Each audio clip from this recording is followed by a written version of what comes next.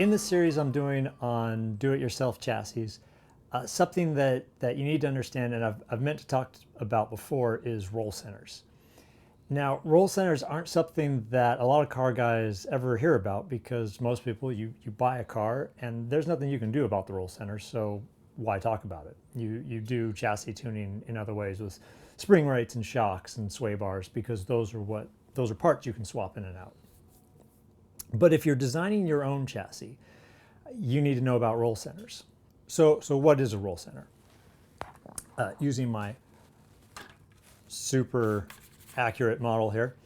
A roll center it's an imaginary point, but it's something the car's going to react around. It's the imaginary point at which the body rolls on the suspension. And kind of the reason it's imaginary is with you have a roll center with any type of suspension where the car is suspended to the wheels. And there's beam axle suspension, there's short long arm, there's McPherson strut. There's all kinds of different types of suspensions, and they're all going to result in a roll center, and you can have that roll center be at different places with any of these types of suspensions. With certain suspensions, it does get tricky about where you can locate it. I'm going to focus on short long arm because that's the kind of suspension I use in the kind of cars that I tend to deal with. With any of these suspensions, you've got multiple linkages going from the wheel upright hub thing to the chassis. So it's not like the car is just pivoting on this one point in relation to the wheels. A roll center is that imaginary point at which it is rotating. So when a car with a suspension, it's how the body is leaning on the suspension. Okay, so one of the main importance of roll centers is the relation of the roll center to the center of gravity. Let me explain. So, center of mass, if you're an engineer. So your car has, at some point, a center of gravity, a height point at which the cars bounce around, and it's often different from the front axle to the rear axle. You've got a different suspension here, a different suspension here, so you can have different roll center heights as well. Wherever that point is, if the roll center was at the exact same height as the center of gravity, your car wouldn't lean in a turn. So we know any car, if it's turning this way, leans to the outside of the turn as it goes. So if the roll center is lower than the center of gravity, which is what you get in just about any car, the car's going to lean to the outside of the turn like you experience in any car. This is the situation we're all familiar with. However, just so you know, if your roll center was above your center of gravity, the car would actually lean into a turn. So if it's turning this way, instead of leaning out, it would lean in. Now that sounds ridiculous, so I'm gonna show you a little example. So if I put this bowl upright and kind of put it on my fist here, this is a situation where it's going to want to roll here on my hand, and the center of gravity is above that roll center. So if I move this way, it's like a car, I'm turning this way, it's going to want to lean that way, and that's what happens. If I swap it around, suddenly my roll center is up here, and it's now above the center of gravity. So as I do the same turn, it's now, and it's weird because I'm doing a turn, the mass still doesn't want to get pulled this way, it still wants to go that way. But if you look at the lean, I'm not leaning, it's just a turn. This is awkward. I'm trying to get my arm out of the way, but basically so let's start like this, and it's leaning in. I hope that's visible. This is an awkward demonstration. It's just to demonstrate that is the case. Okay, so armed with this information, you might be thinking, all I need to do is get the roll center at the exact same height as my center of gravity, and the car won't lean. We don't want cars like rolling around when you're on a racetrack, and like if you have to do a slalom or transitioning between turns or something. And when I say it won't want to lean, I mean just by the nature of physics, it won't want to lean. You could have super soft springs, you could have no sway bars, it won't want to lean. But unfortunately, everything is a compromise with race cars. Roll centers used to be high, and it was kind of for this reason. And roads used to be really rough, and races were often held on either public roads or crudely made tracks. And that all kind of works together. If your roll center is high, you don't have to have really stiff springs, and that means you get good traction over a rough surface. But there's a downside to a high roll center, and that's weight jacking. One particular form of weight jacking. If your roll center is above ground, when the car is rolling, the suspension geometry will actually be forcing it up, forcing the mass of the car up on the suspension. If your roll center is below ground, it'll force it down. Honestly, I don't understand all of the implications of this. Obviously, if you're working with aerodynamics, especially ground effect, you don't want your ride height changing when you turn. You don't want it changing at all. But from a practical standpoint, I can tell you designers in the 60s, whose books I've read, have said that when they tested race cars with high centers of gravity, in general, the drivers said the car felt great, but their lap times weren't very good in relation to how they could have been. So it feels great, but it's not as fast as it could be. And that's something to consider if you're building a car for yourself. If you know, hey, I'm not going to be setting the world on fire with my lap times, I just want something that feels amazing, well then, maybe you get your roll center as close to the center of gravity as possible. And again, from the practical standpoint, what we tend to find is the lower the roll center, the more grip you get. The downside there then is the lower your roll center is, the more the car wants to roll, and the more you have to counter that with stiff springs and sway bars, which is fine, but that means if you're going over rough surfaces, now you're going to get less grip because the car's jittery over bumps. The thing is, with modern racetracks, they tend to be super smooth. I mean, they're either billiard smooth, or when a track that's in poor condition, we talk about how bad it is, it's still better than most of the roads that you drive out in your everyday life. And that's been the evolution, that roll centers used to be pretty high, and on race cars, I think by the 70s, they got down to about ground level. And that's kind of where it was decided, is like, okay, we're going to, this is the best place for the roll center to be. There's no weight jacking up or down. It's ground level. Thing is, if you're building an all-out race car like an F1 car or an Indy car or something like that, you're working to get your center of gravity as close to that roll center. The roll center is going to be ground level, and you're getting the center of mass as low as you can. When you're talking about sports cars or road cars, we can't get the center of gravity that low. I mean, it's not just the ride height of the car, it's how big the clutch is determines how high up the engine has to sit, and suddenly the center of gravities are much higher. So if you go for that ground level roll center, you need really stiff springs to keep the car from rolling. And also, on the subject of where roll centers have kind of evolved to the point, is most race cars got to the point of them being at ground level. At ground level, a lot of times that ends up, if you've got short long arm suspension, that means your two arms are exactly parallel, as opposed to the upper one being at an angle like this or something to your lower one. And what's nice about that is that means your roll center doesn't move. And that's a really unfortunate complication here, is your roll center is not static. It changes with ride height. And because it changes with ride height, it means it changes while it's rolling, because you're changing the ride height down on one side and up on the other. That's a tough complication. General rule of thumb of how to keep your roll center. Okay, now if you're really on the ball and into engineering, any circumstance is an opportunity for an advantage. There might be a reason where you want your roll center changing, and you specifically engineer a certain change in the roll centers to give you a desired handling characteristic.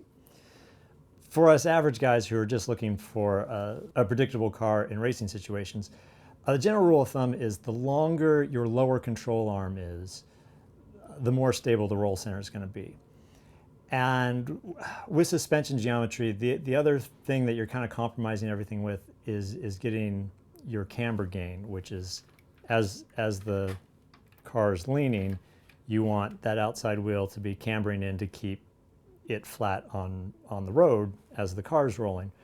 which is a compromise because that also means if the car is diving or squatting, you're getting unwound camber, you're taking away from how much tire is on the road. So balancing all of that can be a thing. But when you're balancing that with roll centers, if you make your lower control arm as long as you can, then you control your camber gain with the upper control arm. You might have a control arm that long and an upper arm super short. They might be close to the same length. It depends on what kind of camber gain you want. The way you set roll centers has to do with the heights of the pickup points on the suspension where your upper and lower control arms are going to attach with the short long arm, and where they attach on the hub, upright, spindle, knuckle, whatever the thing that's holding the wheel is going to be called. If you're making your own chassis, you're getting to pick where those points, where the suspension bolts of the chassis are. So you've got to pick points that are going to work there.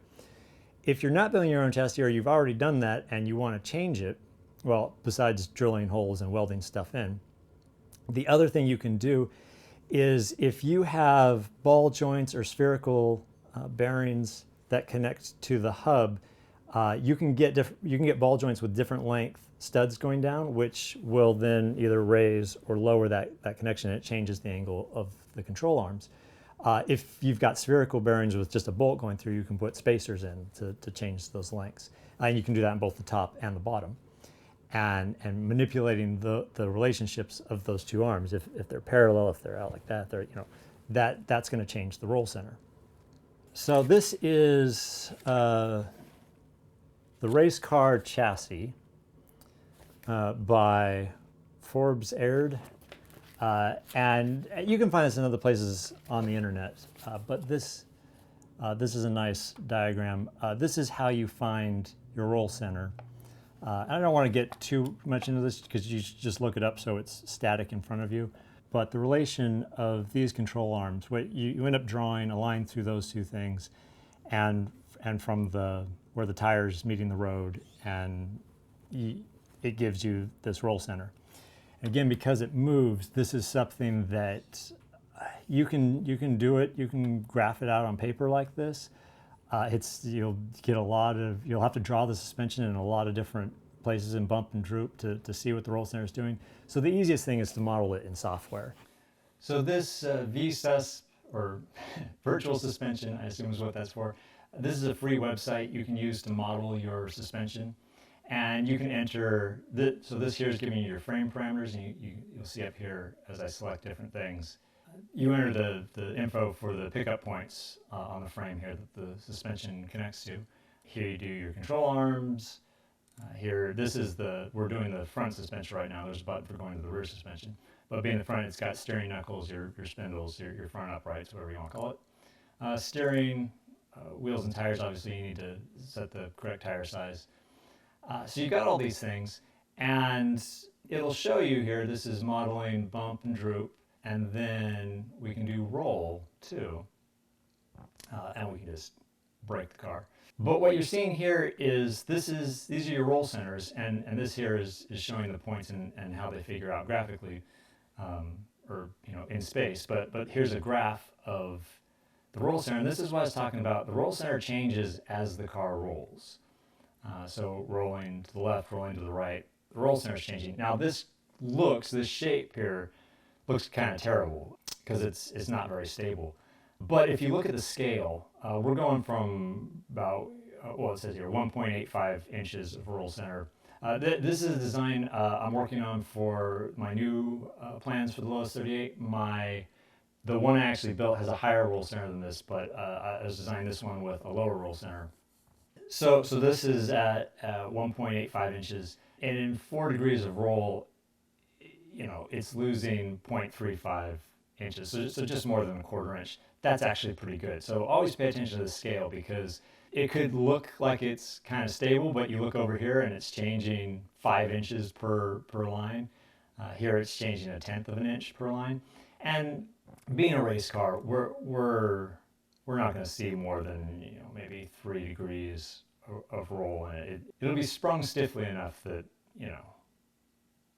like even that's kind of excessive. But you can also look at your camber gain here and see, are your tires falling over themselves? So this isn't too bad. And you can see, okay, what's happening when the nose goes up and down. Whoa. Okay, and the nice reset button. But I was talking before about a way to make this more stable is to have long lower control arms. So if we went to the control arms and I just added 5 inches to this. So, okay, obviously that's not gonna work, but we've got to change the pickup point in 5 inches. So lower X, so this is 12 1/4 inches from center.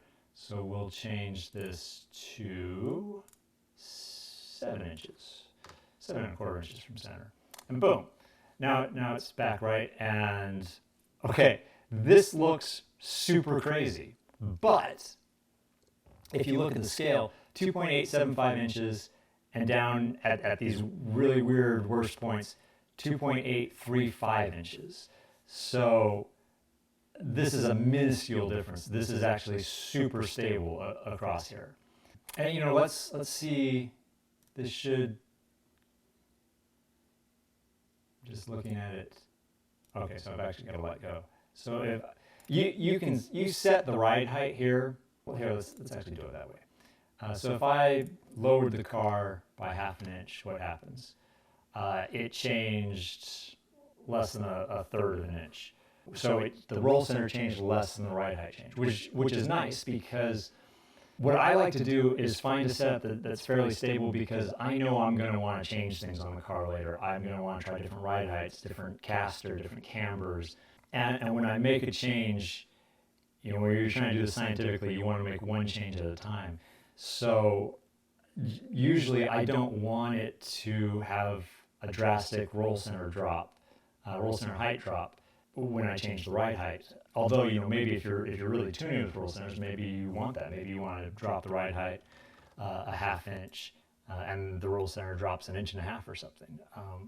But what's nice about this software is you can, pick the points that you're going to be able to make. There's other things determining the size and shape of your chassis.